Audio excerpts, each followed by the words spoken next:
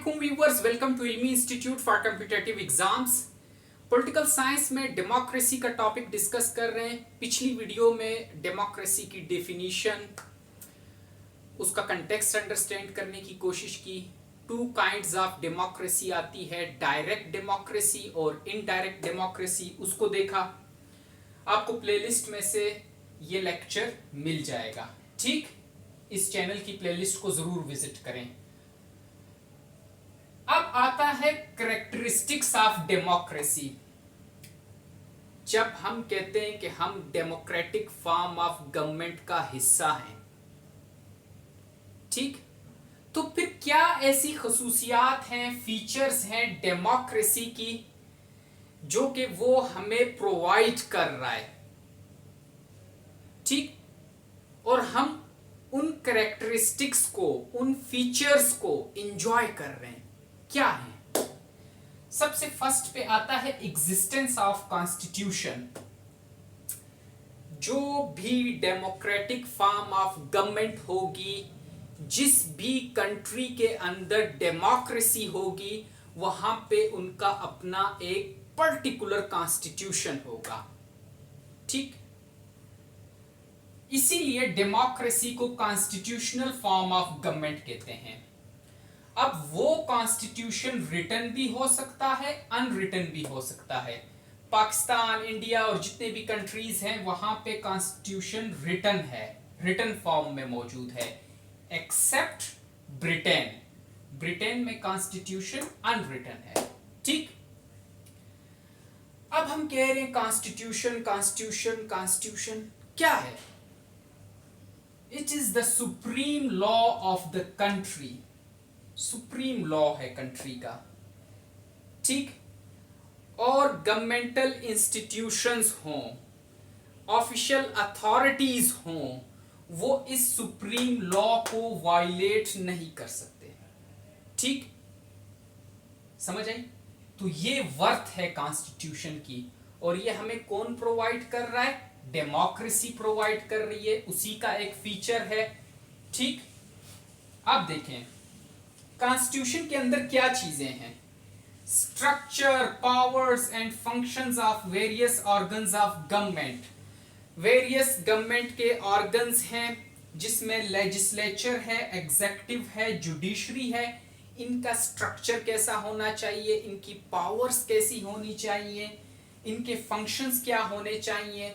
उसके अलावा जो गवर्नमेंटल एजेंसीज हैं, उनका क्या स्ट्रक्चर होना चाहिए, उनकी क्या पावर्स होनी चाहिए, ठीक। इसी तरह फंडामेंटल राइट्स को ये कॉन्स्टिट्यूशन डिस्कस करता है। बाकायदा फंडामेंटल राइट्स कॉन्स्टिट्यूशन के अंदर लिखे हुए होते हैं, जिसकी वजह से फंडामेंटल राइट्स को कोई भी गवर्नमेंटल अथॉरिटी वायलेट नहीं कर सकती, इसलिए क्योंकि ये फंडामेंटल राइट्स कॉन्स्टिट्यूशन के अंदर लिखे हुए होते हैं, ठीक। अब राइट टू वोट है, राइट टू एजुकेशन है, राइट टू प्रॉपर्टी है, राइट टू लाइफ है, ठीक, राइट टू अर्न है, बहुत सारे हैं, राइट टू वोट है, ठीक। समझ आई। तो ये कॉन्स्टिट्यूशन हमारे फंडामेंटल राइट्स को भी प्रोटेक्ट करता है, सेफगार्ड करता है, इंश्योर करता है। किस वजह से पॉसिबल हुआ? डेमोक्रेसी की वजह से, क्योंकि डेमोक्रेसी का फीचर है कि उसने हमें कॉन्स्टिट्यूशन दिया, ठीक। फिर इसी तरह duties of citizen and government. क्या ड्यूटीज हैं सिटीजन की, क्या ड्यूटीज हैं गवर्नमेंट की, ठीक। स्टेट की क्या ड्यूटीज हैं, स्टेट फंक्शन किस तरह परफॉर्म करेगी, स्ट्रक्चर ऑफ स्टेट क्या होगा, ये सारा कॉन्स्टिट्यूशन के अंदर मेंशन होता है, ठीक। अगेन फिर वही बात कि ये कॉन्स्टिट्यूशन अनायत है, हमें डिस्ट्रो हुआ है डेमोक्रेसी की वजह से, ठीक। सेकंड पे आए, इसका फीचर डेमोक्रेसी का कि popular participation in politics. Democracy की वजह से लोग पॉलिटिक्स के अंदर पार्टिसिपेट करते हैं। पॉलिटिक्स कहते हैं कि जब आप किसी कंट्री के अफेयर्स को रन करते हो, तो हम सब इक्वली पार्टिसिपेट करते हैं अपने कंट्री के अफेयर्स को रन करने के लिए, अपने कंट्री के अफेयर्स को डील करने के लिए। किस तरह हम पार्टिसिपेट करते हैं? वोटिंग होती है, हम वोट करते हैं, हम इलेक्ट रिप्रेजेंटेटिव्स, अपने रिप्रेजेंटेटिव्स इलेक्ट करते हैं और उन्हें लेजिस्लेटिव असेंबली के अंदर भेजते हैं और फिर वो हमारे बिहाफ पे वहाँ जाके लॉज बनाते हैं, हमारे बिहाफ पे जाके स्टेट के अफेयर्स को रन करते हैं। ठीक इसी तरह फिर हम क्रिटिसाइज करते हैं गवर्नमेंट की पॉलिसीज को। अगर वो कोई पॉलिसी ह्यूमन वेलफेयर के अगेंस्ट है तो हम क्रिटिसाइज करते हैं, पीसफुल प्रोटेस्ट्स करते हैं। ठीक विजिलेंस रखते हैं अपनी गवर्नमेंट के ऊपर, उनकी पॉलिसीज के ऊपर, वॉच डॉग का काम करते हैं कि कहीं ऐसा ना हो कि वो गवर्नमेंट ऐसी पॉलिसी बना दे जो हमारे फंडामेंटल राइट्स को वायलेट करे। ठीक तो हम विजिलेंट रहते हैं। ठीक अब ये पॉपुलर पार्टिसिपेशन इन पॉलिटिक्स, ये भी डेमोक्रेसी की खसूसियत है। इससे पहले आप मोनार्की देख लें, बादशाहत का निजाम, ना वोटिंग थी, ना इलेक्ट रिप्रेजेंटेटिव्स था, ना आप बादशाह की पॉलिसीज को क्रिटिसाइज कर सकते थे, ना उसके अगेंस्ट पीसफुल प्रोटेस्ट कर सकते थे, ना बादशाह के ऊपर विजिलेंस रख सकते थे। ठीक समझ आए? तो ये खसूसियत डेमोक्रेसी की है कि उसने हमें इस काबिल बनाया कि हम पॉलिटिकल पार्टिसिपेशंस करते हैं। ठीक और सारों के लिए है, जितने सिटीजन्स हैं सबको हक है करें पॉलिटिकल पार्टिसिपेशन। ठीक क्योंकि टर्म से लिखा हुआ है पॉपुलर पार्टिसिपेशन, सबके लिए है। ठीक थर्ड पे आता है पीरियोडिक इलेक्शंस। हम अपने इलेक्शन के थ्रू हम अपने रिप्रेजेंटेटिव्स को इलेक्ट करते हैं। ठीक अब पीरियोडिक इलेक्शंस होते हैं, फिक्स टेन्योर है, fix tenure for conducting elections. किसी कंट्री में 5 साल है, किसी में 4 साल होगा, फिक्स टेन्योर है। जो हमने रिप्रेजेंटेटिव्स इलेक्ट किए और वो जाके गवर्नमेंट में बैठ गए, तो उन्हें भी पता है, हमें भी पता है कि भाई आप 5 साल के लिए हो। ठीक फिर आपने दोबारा से इलेक्शन कंटेस्ट करना है, हो सकता है अगली दफा मैं आपके मुकाबले में खड़ा हूं। ठीक evaluation of performance of previous governments, पीछे जो गवर्नमेंट्स गुजर गई हैं उनकी परफॉर्मेंस को एवेल्युएट करते हैं। जो करंट गवर्नमेंट चल रही है उसकी परफॉर्मेंस को एवेल्युएट करते हैं कि क्या ये वाकई में अपनी स्टेट के लिए मुखलिस है, स्टेट के लिए वेलफेयर के काम कर रही है या नहीं कर रही। ठीक people will be allowed to choose and change their representatives. जब फिक्स टेन्योर पूरा हो जाता है, नए इलेक्शंस होना शुरू हो जाते हैं, हमारी मर्जी, हम जिसको चाहें वोट दें। जिस रिप्रेजेंटेटिव्स को पिछली बार हमने इलेक्ट किया था, हो सकता है इस बार हमारी चॉइस डिफरेंट हो, हम किसी और को इलेक्ट करें, हमारे ऊपर है। और मजे की बात, सीक्रेट बैलेट होता है। अगर आपने कभी वोट कास्ट किया है तो आप वहां पे जाते हैं तो एक बूथ बना होता है और वहां पे सीक्रेट बैलेट होता है। आप जाते हैं, अपना जो थंब है वहां पे आप उसको जिस भी आपने पॉलिटिकल पार्टी को सपोर्ट करते हैं इलेक्ट करना है, आप उसके जो मार्क्स होते हैं इंतखाबी निशान, तो उनको आप सेलेक्ट करते हो और उस पेपर को फोल्ड करके आप सीक्रेटली बैलेट बॉक्स के अंदर डाल देते हो। किसी को नहीं पता कि आपने किस बंदे को चुना है। अब ये अनायत भी डेमोक्रेसी की वजह से है, ये उसकी खसूसियत है कि पीरियोडिक इलेक्शंस होते हैं। ये नहीं कि एक बार हमने जिस रिप्रेजेंटेटिव को इलेक्ट कर दिया बाद में सारी जिंदगी हमारे सर पे वो बैठा रहे, इस तरह नहीं है। ठीक अब ये डिक्टेटरशिप में आपको ये चीज नजर नहीं आएगी, ये चीज आपको मोनार्की में नजर नहीं आएगी, डेमोक्रेसी आपको प्रोवाइड कर रही है। ठीक फोर्थ पे आता है सेपरेशन ऑफ पावर्स। अब सेपरेशन ऑफ पावर्स का कंसेप्ट फिर वही बात है, मोनार्की के अंदर नहीं था, किंग सॉवरन था। डिक्टेटरशिप के अंदर हेड ऑफ द स्टेट जो डिक्टेटर होता है वो सॉवरन होता है, ठीक। लेकिन डेमोक्रेसी सेपरेशन ऑफ पावर्स ले आती है। लेजिस्लेचर का काम है मेक लॉज, एग्जीक्यूटिव का काम है implement those laws made by legislature, judiciary का काम है इंटरप्रेट लॉज, ठीक। Power will not be concentrated in the hands of single authority. ये चीज है सेपरेशन ऑफ पावर्स, कि सिंगल अथॉरिटी को सारी पावर्स नहीं दे दो कि वो लॉज भी बनाए, इंप्लीमेंट भी करे, अपने लॉज को अपने मुताबिक इंटरप्रेट भी करे। सिंगल अथॉरिटी ना हो। अगर सिंगल अथॉरिटी होगी तो वो डेमोक्रेसी नहीं होगी बल्कि डिक्टेटरशिप होगी या मोनार्की होगी, ठीक।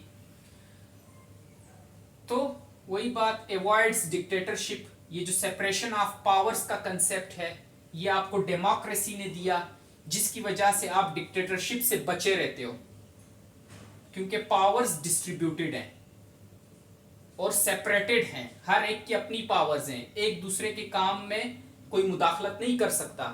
लेजिस्लेचर एग्जीक्यूटिव के काम में मुदाखलत नहीं कर सकता, लेजिस्लेचर और एग्जीक्यूटिव जुडिशरी के काम में मुदाखलत नहीं कर सकते, ठीक। सेपरेशन है। तो ये भी आपको गिफ्ट किसने दिया? डेमोक्रेसी ने दिया। ये उसकी एक खसूसियत है। जिस भी सोसाइटी में डेमोक्रेटिक फॉर्म ऑफ गवर्नमेंट होगी वहां पे सेपरेशन ऑफ पावर्स भी होगी, पीरियोडिक इलेक्शंस भी होंगे, पॉपुलर पार्टिसिपेशन भी नजर आएगी, एग्जिस्टेंस ऑफ कॉन्स्टिट्यूशन भी नजर आएगा, ठीक। फिफ्थ पे देखें जो खसूसियत है, कैरेक्टरिस्टिक है, एग्जिस्टेंस ऑफ पॉलिटिकल पार्टीज। ये भी इसकी एक खूबसूरती है डेमोक्रेसी की, डेमोक्रेटिक फॉर्म ऑफ गवर्नमेंट की, कि कोई एक पॉलिटिकल पार्टी नहीं होती, मल्टीपल पॉलिटिकल पार्टीज होती हैं। और डेमोक्रेसी खुद कहता है कि not just one but two और मोर पॉलिटिकल पार्टीज। ये मैंडेटरी कंडीशन है कि सिर्फ एक पॉलिटिकल पार्टी नहीं। अगर सिर्फ एक पॉलिटिकल पार्टी है तो वहां पे डेमोक्रेसी नहीं है। एक से ज्यादा, दो हो या दो से फिर ज्यादा हो, ठीक। अब ये क्यों है, इस तरह क्यों एक कंडीशन है कि एक पॉलिटिकल पार्टी ना हो बल्कि दो हो या दो से ज्यादा हो? ये कंडीशन क्यों है? देखें, दो वजह से। पहली, masses will have different choices to choose from. Masses के पास चॉइसेस आ जाएंगी, इसको इलेक्ट करना है, इस पॉलिटिकल पार्टी को सपोर्ट करना है, उस पॉलिटिकल पार्टी को सपोर्ट करना है, कौन सी पॉलिटिकल पार्टी के जो नुमाइंदे हैं वो ज्यादा मुझे ऑनरेबल, ऑनेस्ट ये लगते हैं, उसको सपोर्ट करना है। तो मुख्तलिफ चॉइसेस आ जाएंगी मासेस के पास। अब एक पॉलिटिकल पार्टी होगी तो उसमें मासेस के पास क्या चॉइस होगी? वोट ना भी दूं तो वो पार्टी इलेक्टेड है, गवर्नमेंट में बैठी होगी, ठीक। दूसरी बात, अवॉइड्स वन पार्टी डिक्टेटरशिप। अब ये भी तो हो सकता है ना कि एक पार्टी हो और वही जब रूल में आ जाए, गवर्नमेंट में आ जाए, तो डिक्टेटरशिप की तरह बिहेव करे, डिक्टेटर की तरह बिहेव करे। तो ये उससे भी रोकती है। आपने अपने कंट्रीज में जो डेमोक्रेटिक फॉर्म ऑफ गवर्नमेंट हैं उनमें आपने देखा हुआ है, एक जब रूलिंग पार्टी आती है गवर्नमेंट में तो अपोजिशन पार्टी कैसे रूलिंग पार्टी के अगेंस्ट प्रोटेस्ट करती है, उनकी पॉलिसीज को क्रिटिसाइज करती है, ठीक। तो रूलिंग पार्टी कभी भी डिक्टेटर नहीं बन सकती मल्टी पॉलिटिकल पार्टीज की वजह से, ठीक। सिक्स पे आता है मेजॉरिटी रूल। अब मल्टीपल पॉलिटिकल पार्टीज होंगी, बहुत सारी पॉलिटिकल पार्टीज होंगी, तो हम ये कैसे डिसाइड करेंगे कि गवर्नमेंट में कौन जाएगा, कौन गवर्नमेंट बनाएगा? तो मेजॉरिटी रूल इसमें आता है कि जिसके पास मेजॉरिटी होगी, ज्यादा वोट होंगे, secures maximum votes will form government, ठीक। और जो मैक्सिमम वोट सिक्योर नहीं कर सकी वो अपोजिशन में बैठ जाएगी, ठीक। अब ये अनायत भी डेमोक्रेसी की वजह से है आपके पास कि जो मैक्सिमम वोट्स गेन करती है, गवर्नमेंट बनाती है, लेकिन उसके जो काउंटर में अपोजिशन पार्टी बैठी होती है तो वो अपोजिशन पार्टी वॉच डॉग का काम प्ले करती है। अपोजिशन पार्टी विजिलेंट रहती है, गवर्नमेंट की पॉलिसीज के ऊपर क्रिटिसाइज करती है। अगर original democratic form of government की बात करें, ये जो आजकल ब्लेम गेम्स होती हैं, डिफेमेशंस होती हैं, कैरेक्टर असैसिनेशंस होती हैं, ये गलत है। ठीक, समझ आई यहां तक बात की। अब मैं इसको इरेज करके बाकी पॉइंट्स लिखता हूं, इसको नोट कर लें जी। तो आ जाए, देखें 7th पे जो कैरेक्टरिस्टिक लिखी है, equality before law and accountability. ठीक है, अच्छा इसमें अभी देखें, none is above the law, कोई भी लॉ से ऊपर नहीं है। अब गौर करें जरा, मोनार्की के अंदर मोनार्क अपने आप को सॉवरन समझता था, लॉ से ऊपर है। डिक्टेटर भी अपने आप को लॉ से ऊपर समझता है। ठीक, तो अब ऐसी कोई गवर्नमेंट हो जिसमें जो लीडर्स हैं उनको भी आप अकाउंटेबल करो, उनको भी आप लॉ के अंडर ला सको। अब ये गवर्नमेंट कौन सी है? डेमोक्रेटिक गवर्नमेंट है, जिसने इक्वालिटी ले आई बिफोर लॉ। सारे इक्वल हैं, चाहे आप लीडर हो चाहे आप ऑर्डिनरी सिटीजन हो। आप क्राइम करोगे, पनिश किया जाएगा। ठीक, none is above the law. Even the legitimate leaders in a democratic state have to face law and legal trials. Legitimate leaders हैं, ठीक, हमने उनको इलेक्ट किया है। इवन के फिर वो जब आगे जाके किसी को प्राइम मिनिस्टर बनाते हैं, प्रेसिडेंट बनाते हैं, उसको भी लॉ फॉलो करना है। अगर प्रेसिडेंट ड्राइव कर रहा है, ट्रैफिक रूल्स को वायलेट करेगा, तो एक आम आदमी की तरह उसका चालान भी कटेगा। लीगल ट्रायल्स होंगे। आपने देखा हुआ है, आपके पॉलिटिकल लीडर्स कल के बड़े बड़ी पोस्टों पे होते हैं, फिर उसके बाद जब वो हटते हैं वहां से, तो करप्शन के चार्जेस में उन पे लीगल ट्रायल्स हो रहे होते हैं। ठीक, तो none is above the law. अब ये क्वालिटी के लीडर्स को भी लॉ के अंदर ले आओ, लॉ के अंडर ले आओ, ये डेमोक्रेसी ने आपको दी। ठीक, officials and leaders are accountable. अब जब सारे लॉ के नीचे हैं, लॉ को फॉलो करना है सबने, चाहे लीडर्स हैं, चाहे ऑफिशियल्स हैं, चाहे सिटीजन्स हैं, तो उनमें जो ऑफिशियल्स हैं और जो लीडर्स हैं वो सारे के सारे अकाउंटेबल हैं। ठीक, समझ आई? तो अकाउंटेबिलिटी आपने क्या की? इंश्योर की। किसके थ्रू? सबको इक्वालिटी बिफोर लॉ, सबको इक्वल कर दिया लॉ के आगे। समझ आई? 8 पे आए, प्रोविजन ऑफ फंडामेंटल राइट्स। अब मोनार्की में आपको कोई कहता था, बादशाहत के निजाम में, कि you have the right to vote. ठीक, डिक्टेटरशिप में आपको कोई कह सकता है कि you have the right to protest? No, ये चीज आपको डेमोक्रेसी ने दी है। ईच एंड एवरी इंडिविजुअल को फंडामेंटल राइट्स मिले। Helps to protect the citizens from molestations either from official और लीडर्स। आपके फंडामेंटल राइट्स कॉन्स्टिट्यूशन के अंदर राइटिंग में है, जिसे सुप्रीम लॉ माना जाता है कॉन्स्टिट्यूशन को। उस सुप्रीम लॉ के अंदर लिखे हुए हैं फंडामेंटल राइट्स। तो किस बंदे में ऐसी जुर्रत होगी कि वो उस सुप्रीम लॉ के अंदर जो फंडामेंटल राइट्स लिखे हुए हैं उनको वायलेट करे? आपका राइट टू लाइफ है, कोई ऑफिशियल, कोई लीडर आपसे ये राइट नहीं छीन सकता। राइट टू प्रॉपर्टी है, कोई नहीं छीन सकता। राइट टू वोट है, कोई नहीं छीन सकता। राइट टू एजुकेशन है, कोई नहीं छीन सकता। राइट टू अर्न है, कोई नहीं छीन सकता। ठीक, तो ये इतने जो कहें कि स्ट्रिक्ट सेंस में आपके फंडामेंटल राइट्स आपको मुहैया हैं कि कोई छेड़ ही नहीं सकता उनको, तो किसकी वजह से पॉसिबल है? डेमोक्रेसी की वजह से, और ये उसका एक फीचर है। ठीक, 9th पे आता है प्रेस फ्रीडम। ये जो प्रिंट मीडिया है, इलेक्ट्रॉनिक मीडिया है, अब ये चलो बादशाहत के ज़माने में तो इलेक्ट्रॉनिक मीडिया नहीं थी मोनार्की में, लेकिन लोग फिर भी लेटर्स वगैरह लिखते थे। इस तरह अखबारें नहीं थी, लेकिन लेटर्स वगैरह लिखते थे।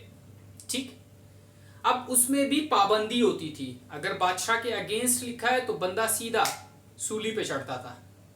ठीक, इसी तरह डिक्टेटरशिप में आप एक प्रोग्राम चला दो अपने डिक्टेटर के अगेंस्ट मीडिया के ऊपर, अगले दिन चैनल का नाम निशान ही गायब होता है। ठीक, हम लोग देख रहे होते हैं केबल के ऊपर कि कल तक तो ये चैनल 10 नंबर पे आ रहा था, आज ये 10 नंबर पे नहीं आ रहा, चैनल किधर गायब हो गया।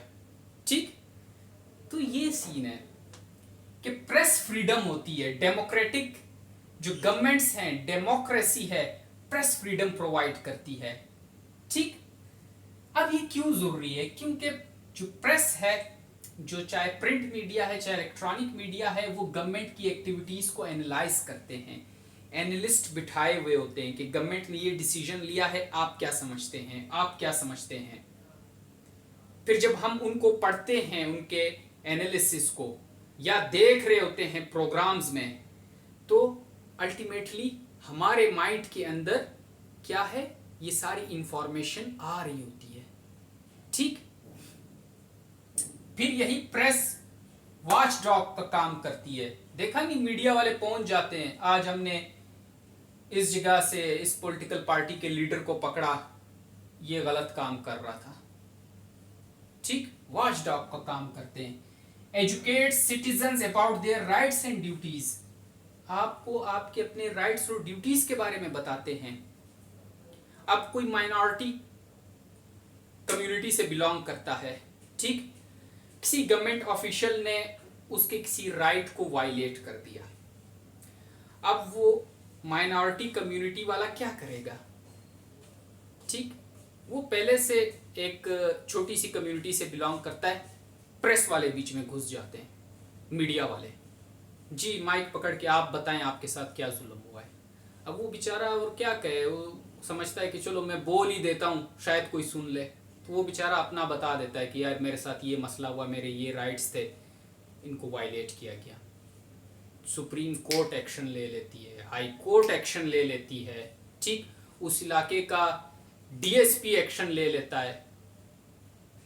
प्रेस की वजह से पॉसिबल हुआ, और ये प्रेस फ्रीडम किसकी वजह से पॉसिबल हुई?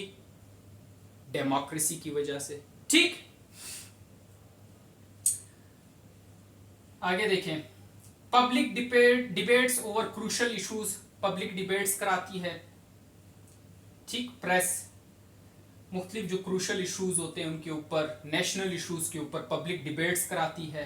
पब्लिक का रिएक्शन क्या है उसके ऊपर, वो ये लोग उसको सामने लाते हैं, पब्लिक ओपिनियन को सामने लाते हैं।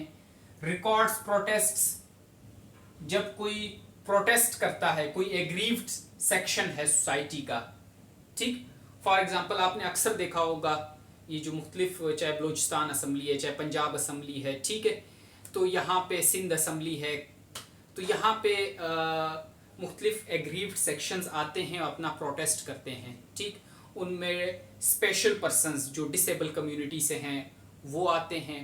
नर्सेस का आपने देखा हुआ है, वो प्रोटेस्ट करते हैं। ठीक, पॉलिटिकल पार्टीज़ के जो एफिलिएट्स हैं वो प्रोटेस्ट कर रहे होते हैं, पॉलिटिकल पार्टीज़ बजाते खुद प्रोटेस्ट कर रही होती हैं। अब इन सारों को प्रेस रिकॉर्ड करता है, और हम कंट्री के जिस भी कोने में बैठे हों हमें पता चल रहा होता है कि उस जगह पे क्या हो रहा है, उस सिटी के अंदर क्या हो रहा है, क्या मसला चल रहा है। ठीक, awareness about national and international happenings, ये भी आपको प्रेस की वजह से पता चलती है। फिर उसमें आपके कंट्री ने क्या रोल प्ले किया वो भी आपको प्रेस बताती है, ठीक। फिर 10th पे आता है इकोनॉमिक इक्वालिटी। तो ये समझ आ रही है ना आप लोगों को जो मैं बता रहा हूं कि ये जो कैरेक्टरिस्टिक्स हैं, ये प्रेस फ्रीडम, ये इक्वालिटी बिफोर लॉ, ये आपको किसी और फॉर्म ऑफ गवर्नमेंट में नजर नहीं आती। ये खसूसियात, ये कैरेक्टरिस्टिक्स डेमोक्रेसी की हैं, ठीक।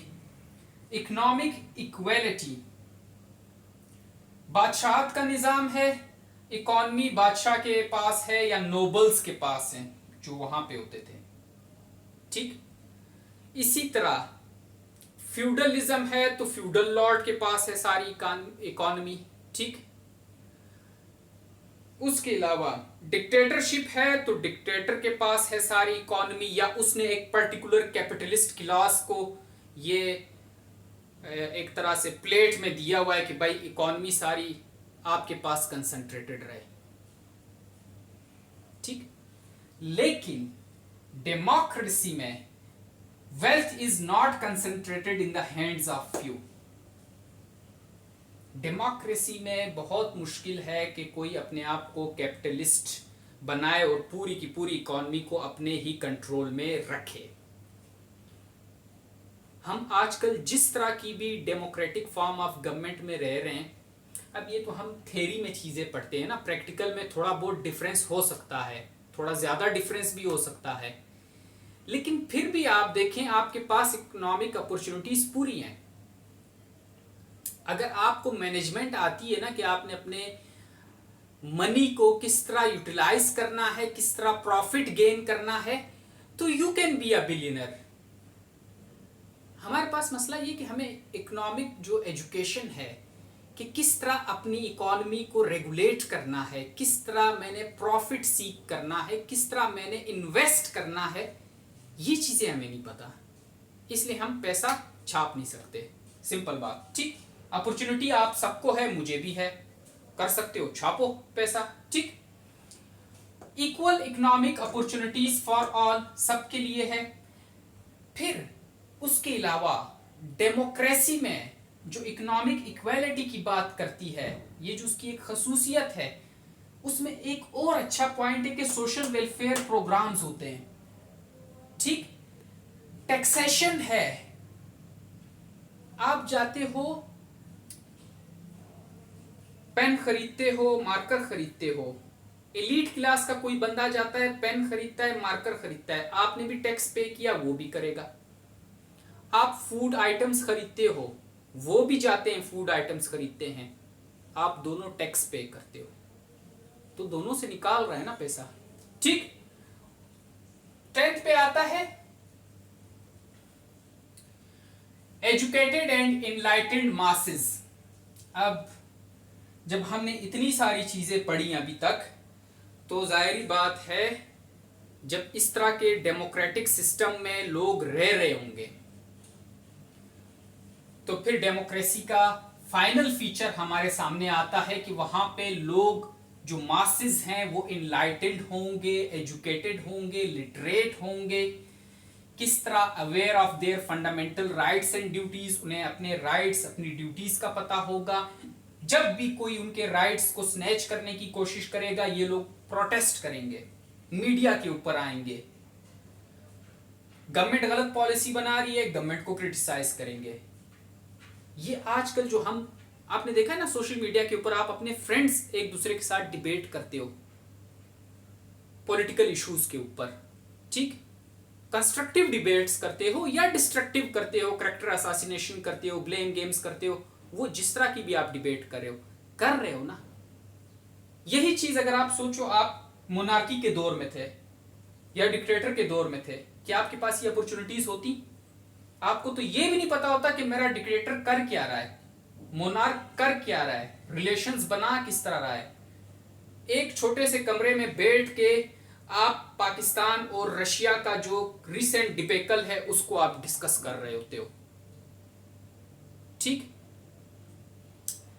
इलेक्शन में कोई धांधली हुई, आप एक चाय के होटल पे बैठ के उसको डिस्कस कर रहे हो। ये कैसे पॉसिबल हुआ? पहले के लोगों के पास तो ये अपॉर्चुनिटीज नहीं थी जब वो बादशाहत के निज़ाम में रहते थे, जब वो डिक्टेटर के निज़ाम में रहते थे। उन्हें तो पता ही नहीं होता था बादशाह कर क्या रहा है, दूसरे रियासत के साथ किस तरह रिलेशन बना रहा है, अपनी रियासत के अंदर किस तरह पॉलिसीज को बना रहा है। आपको ये सब चीज़ें पता है, तो it means you are enlightened. और ये इनलाइटेंड होना किसने ये गिफ्ट आपको प्रोवाइड किया है? किस चीज़ की खसूसियत है? डेमोक्रेसी की है।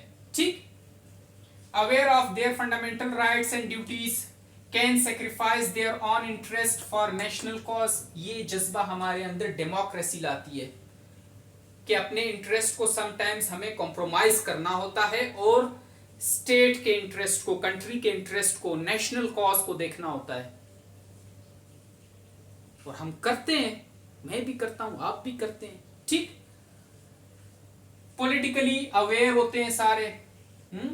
एक हाथ में चाय है, एक हाथ में सिगरेट है। भाई मैं नाम किसी पॉलिटिकल बंदे का नहीं लूंगा, लीडर का नहीं लूंगा, लेकिन हम डिबेट्स कर रहे होते हैं, उसकी ये पॉलिसी गलत है।